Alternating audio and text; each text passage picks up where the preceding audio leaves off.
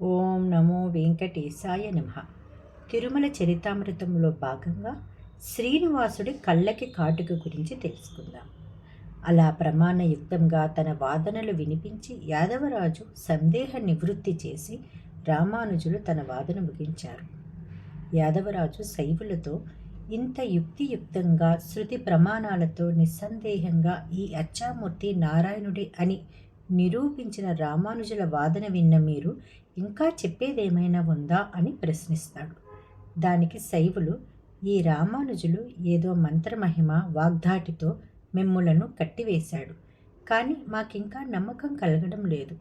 వాదించడానికి సమర్థులము కాకపోయినా కానీ పూర్వము నుండి సంప్రదాయముగా మాకు వచ్చిన సమాచారముపై మాకు గట్టి నమ్మకము కనుక రామానుజుని వాదాన్ని ఒప్పుకొన్న ఇచ్చ కలుగటలేదు.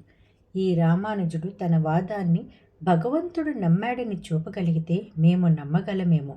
మీరు దేశానికి అధిపతి రాజు కనుక ఏమి చేయడానికైనా సమర్థులు. ఆయన వాదన మీరు ఒప్పుకుంటే మేం చేయగలిగినదేముంది? శక్తి లేని వారము అదృష్టహీనులమని సరిపెట్టుకోవలసి వస్తుంది. కానీ అందరికీ సమ్మతము కలిగేటట్లు ఏదైనా ప్రత్యక్ష నిదర్శనముతో భగవంతుని సమ్మతము చూపగలిగితే నిస్సంశయంగా నమ్మడానికి సిద్ధం అన్నారు. శైవుల కుతంత్రము రాజునకు అర్థమైంది. తనకు రామానుజుల వాదన ప్రమాణబద్ధమని నమ్మకం ఏర్పడింది. అది వరకు శైవులు కలిగించిన సంశయాల నివృత్తి కలిగి ఈ అచ్చామూర్తి నారాయణుడే అన్న నమ్మకం కలిగింది. కానీ ఈ శైవులు వాదించలేక ప్రత్యక్ష ప్రమాణమడుగుట న్యాయము కాదు. అయినను తాను వారిని తిరస్కరిస్తే ఇంకా కొందరిలో పూర్తి సంశయ నివృత్తి కాకపోవచ్చును. ఈ రామానుజముని అసాధారణుడు. మానవ మాతృలు చేయలేని మహిమలు చేయగల సమర్థుడు.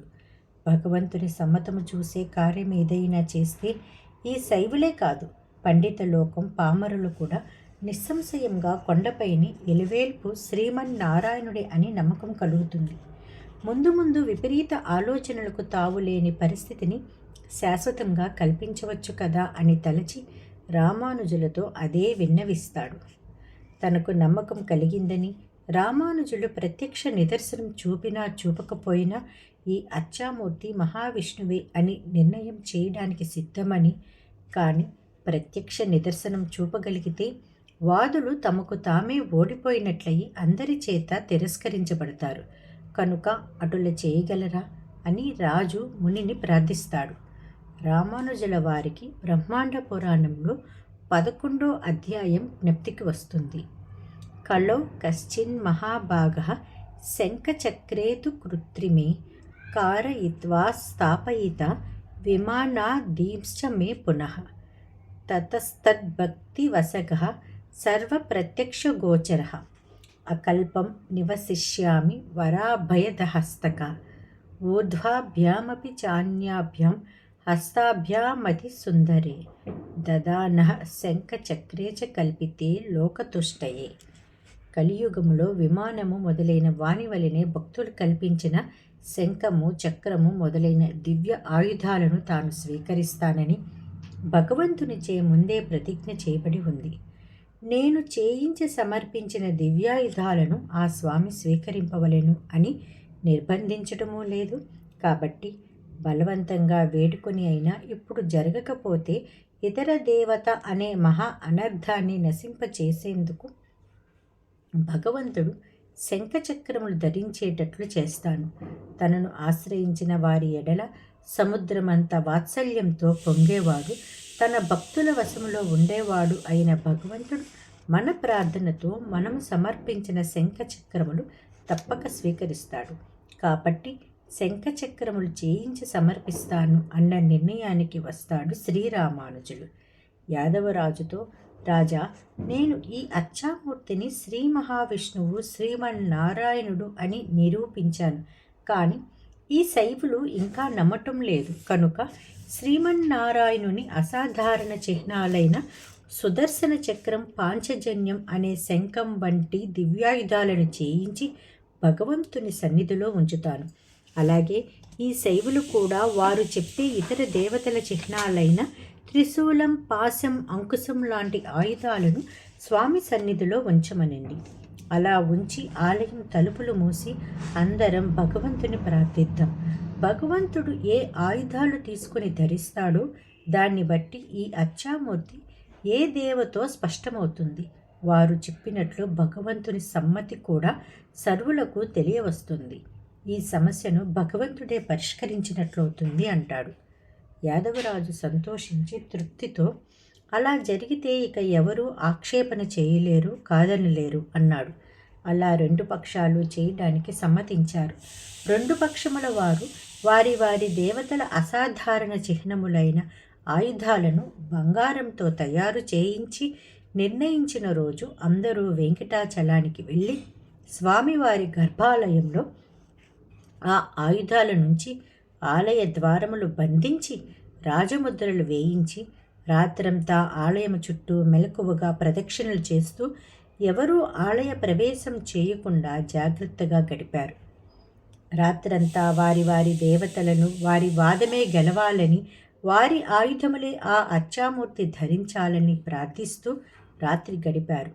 రామానుజులు శ్రీనివాసుని తన యోగ మహిమతో సమీపించి స్వామిని సాక్షాత్కారం చేసుకొని, స్వామి, నీవు ఇదివరకు చేసిన ప్రతిజ్ఞ ప్రకారము నీ దివ్యాయుధాలైన శంఖ చక్రములు ధరించి మమ్ములను కాపాడి ఇతరులకు జ్ఞానోదయము కలిగేట్టు చేసి నీవు ఎవరో అందరికీ స్పష్టంగా తెలిసేటట్లు అనుగ్రహించు అని కోరాడు.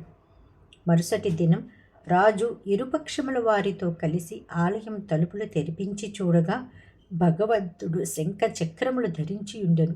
ఇతర ఆయుధములను తిరస్కరించినట్లు వ్యక్తమయ్యను. రాజు సంతసించి రామానుజుల పట్ల భక్తితో సేవించెను. యాదవరాజు శ్రీరామానుజుల సలహాతో శ్రీనివాస భగవానుని మహా సంప్రోక్షణలు చేసి ఈ దేవుడు శ్రీ మహావిష్ణువే అని నిశ్చిత అభిప్రాయాన్ని దేశమంతా ప్రచారం చేయించాడు. రామానుజులు భవిష్యోత్తర పురాణంలో స్వామివారి ఆదేశాల ప్రకారం ఈ ఆలయంలో వైఖానస ఆగమ సంప్రదాయం ప్రకారం జరగవలెనన్న నియమాన్ని నిశ్చయంగా జరిగేట్లు కట్టడి చేసి నిత్యారాధన విధాన వ్యవస్థను ఏర్పాటు చేశారు.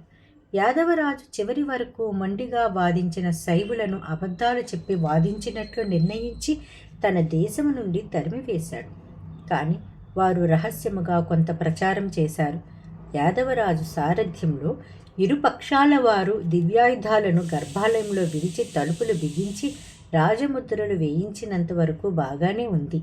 కానీ శ్రీరామానుజులకు అష్టసిద్ధులు మంత్రసిద్ధులున్నందువలన పరకాయ ప్రవేశ విద్యతో శేషుని అంశ అంటారు కనుక సర్పాకారంగా గర్భాలయ ప్రవేశం చేసి రాత్రికి రాత్రి స్వామివారికి వైష్ణవ చిహ్నాలైన శంఖచక్రాలు ధరింపచేసి ఉండవచ్చునన్న సంశయ బీజాలు కొందరిలో నాటారు.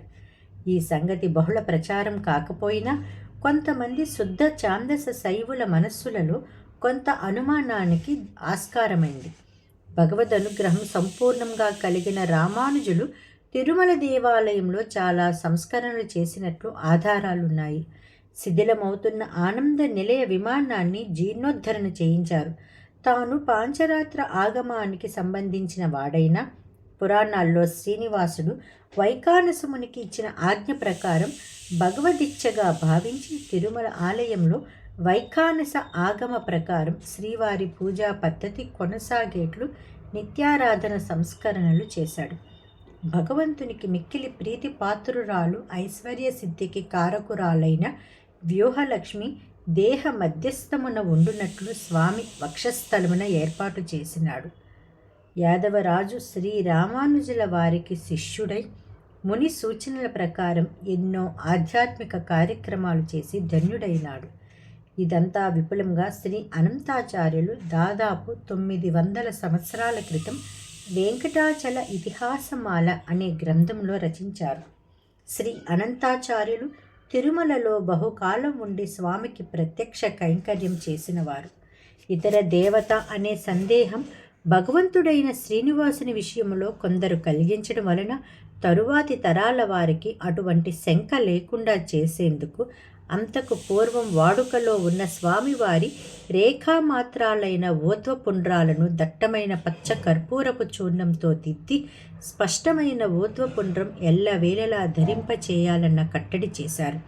శుక్రవారం అభిషేకానికి అనుకూలంగా ఉండటానికి స్వామివారి అలంకారాలన్నీ సడలింపు చేసి అంటే తీసివేసి పూలతో అలంకారం గురువారం సాయంత్రం చేసే పద్ధతిని, అలా చేస్తున్నప్పుడు నేత్ర దర్శనానికి వీలుగా ఊర్ధ్వపుండ్ర నామాన్ని చిన్నది చేసే విధానాన్ని కూడా శ్రీరామానుజులే ప్రవేశపెట్టారని, శుక్రవారం అభిషేకం తర్వాత మరల నామము అలంకరణ చేయవలసిన విధిని కూడా నిర్దుష్టం చేశారని వెంకటాచల ఇతిహాసమాలలో చెప్పబడింది.